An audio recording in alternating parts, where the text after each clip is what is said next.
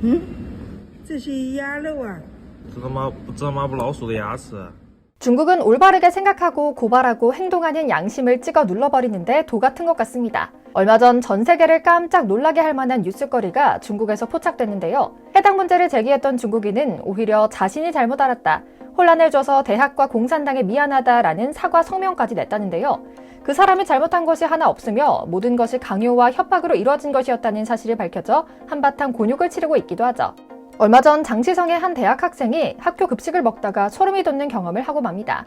그는 곧장 SNS에 학교 구내식당에서 배식한 음식에서 쥐의 머리가 나왔다는 충격적인 사실이 담긴 증거 영상을 고발성으로 업로드했죠. 그러나 그에게 돌아온 것은 학교와 당국의 협박과 회유였습니다. 곧장 그는 사과문을 발표했죠. 그런데 사실 먹을 것 가지고도 장난치기로 유명한 중국 사람들의 파렴치한 행동은 이번이 처음이 아니었습니다. 위생에 대한 개념 자체가 다르다고 보는 것이 적당한데요. 급식부터 화장실까지 아주 상상을 초월하는 수준입니다. 오늘은 중국에서 일어나는 위생 관련 이슈를 한데 묶어 전해드리려고 합니다. 급식은 왜 그 정도 수준으로밖에 못 만드는지, 화장실은 또 왜 그렇게 만들어 쓰는지 이런저런 일화를 말입니다. 먼저 잠시 저희 광화문 브리핑 구독 설정도 부탁드리고요. SNS에 쥐머리가 나온 밥 영상을 올린 학생은 그 길로 학교 행정당국에 소환됐다고 합니다. 중국 내에서도 사회적으로 문제가 되는 상황에 이르자 헐레벌떡 성명문을 내기도 했는데요. 이물질이 아니라 오리의 목으로 만든 정상적인 음식물로 확인됐다. 영상을 올린 학생도 수긍해 해명서를 제출했고 관련 영상도 꼼꼼히 모두 삭제했다고 말이죠. 학교에서 판을 깔자 중국 공산당도 이에 호흡을 맞춥니다. 현지 시장감독관리국의 관계자들도 언론과의 이딴 인터뷰에서 해당 영상을 분석하고 현장을 조사한 결과 확실히 오리목이었다고 말해 사건을 은폐하고 축소시키며 말입니다. 그러나 누가 봐도 상상하기도 어려운 쥐머리가 나온 밥은 중국 네티즌들까지 등을 돌리게 만들고 말았습니다. 누가 봐도 오리목이 아니다, 이빨이 나 있는데 오리라니 황당하다 등 애들로 부드럽게 비판하는 수준의 글이 가득했죠. 그런데 워낙 시각적으로나 위생적으로나 사태가 심각하다 보니 이번 대학교 학생식당 쥐머리 사태는 중국을 넘어 전 세계적인 이슈가 되었습니다. 예전에 문제됐다가 똑같이 당국의 일방적인 발표로 유야무야 넘어갔던 급식 위생 문제도 다시 수면 위로 떠올랐죠. 바로 한국 무상급식을 따라하려던 중국의 어린이들 학교 급식 썩은무 사태인데요. 모양새만 그럴싸하게 한국 급식을 따라하려 했다가 공교육이 마비될 수준의 사회 문제로 번졌다는 소식이 들렸던 것이죠. 얼마나 심했는지 나라 전체에서 나서 학교 급식에 대한 감독을 강화하겠다는 발표를 하고 학교 급식 책임자가 학생들과 함께 식사를 하도록 강제하는 규정을 신설하기도 했다고 하는데요. 상황을 조금 더 자세히 살펴보니 참 어이가 없습니다. 동양지제에게 먹일 음식에까지 장난질을 쳤다는 게 가슴 아프기도 하고요. 사건은 마라탕이나 사천 탕수육으로 유명한 사천성 청두시의 한 초등학교에서 일어납니다. 곰팡이가 피고 부패한 식자재로 만든 음식을 학생들에게 먹였다는 주장이 나오면서 사회적인 논란이 일었던 건데요. 학부모가 식당 창고에서 급식 재료 사진을 찍어 SNS에 올려 밝혀진 사실이라고 합니다. 구체적인 내용을 보니 재료로 무엇을 썼는지 알 수도 없고 일부 지역은 겨우 쌀밥 정도의 몇몇 짠지로 구색만 갖췄으면서도 무상급식이라며 정부에 충성한다는 감사 표현을 강요하는 것도 모자라 급식에 벌레가 나오거나 심지어는 곰팡이가 필 정도의 재료를 사용해 병원에 실려가는 학생이 속출했다고 합니다. 당연히 정부가 무상급식을 도입한다고 해서 기대했던 학부모들은 오히려 도입하기 전보다도 더 악화된 학생들의 건강에 격분했다고도 하고요. 현장을 취재한 중국 현지 언론인 신화통신과 차이나 데일리 등에 따르면 안 그래도 저소득층이라 하루에 20시간 가까이 일해야 할 정도로 바쁜 피해 학부모들임에도 불구하고 두 팔 걷고 시위에 나설 정도로 그 분노가 대단했다고 합니다. 피해 학부모들은 정말 이런 것이 무상급식이 맞느냐, 가난한 것도 서러운데 정부 홍보하는 일에 내 새끼가 이용당했다는 사실에 가슴이 찢어진다. 정부가 지원했다던 자금이 어딜로 흘러가길래 이런 것도 음식이라고 학생들에게 급식이라고 내놓는지 이해가 안 간다. 장부를 공개하라고 항의했다고 하죠. 문제는 이뿐만이 아니었습니다. 급식을 남기면 장학금을 박탈하겠다. 이해할 수 없는 학교 정책 때문에 억지로 급식을 먹고 결국 탈이다 입원하는 학생이 속출할 수밖에 없었죠. 그런데 학생들이 이렇게 학교에서 하라는 대로 미련한 행동을 할 수밖에 없었던 숨은 사연이 전해지자 전 세계 언론은 완전히 폭발해버렸습니다. 중국 학부모들은 지난 수십 년간 지속된 중국의 한 자녀 정책으로 인해 소황제 자녀 하나만을 바라보고 살아가는데요.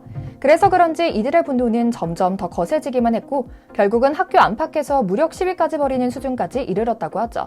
결국 이 소식이 외신까지 타자 중국 정부는 뒤늦게 부랴부랴 대대적인 급식 실태 조사에 나섰는데 결과는 충격적이었습니다. 중국 정부는 앞서 말씀드린 학부모들의 고발 사진은 조작됐다며 이들의 반발을 일축하고 교육당국 간부들에겐 면죄부를 주었던 것인데요. 이처럼 딱 그 나라스런 판결에 해당 학부모들은 가만히 있지 않았습니다.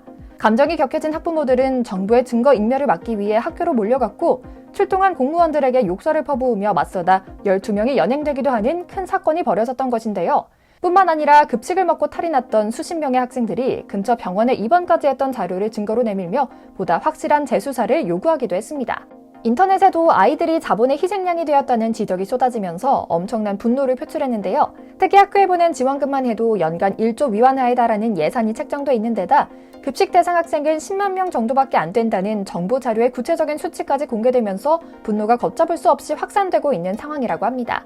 심지어 이례적으로 한국에 비해 중국이 못하고 있다는 점을 인정하며 무능하고 부패한 중국 정부를 비판하고 있다고 하는데요. 이들은 한국은 잘만 하던데 중국은 왜 아이들 밥 먹이는 것 하나도 제대로 처리하지 못하는 거냐. 인터넷에 올라온 한국 급식을 봤는데 그들은 무상이라는 것이 의심될 정도로 놀라운 수준을 보여줬다. 그에 비해 중국의 급식은 먹을 수 있는 음식이라고 보기 어렵다. 한국과 너무 비교된다라며 분노를 터뜨리고 있는 상황입니다.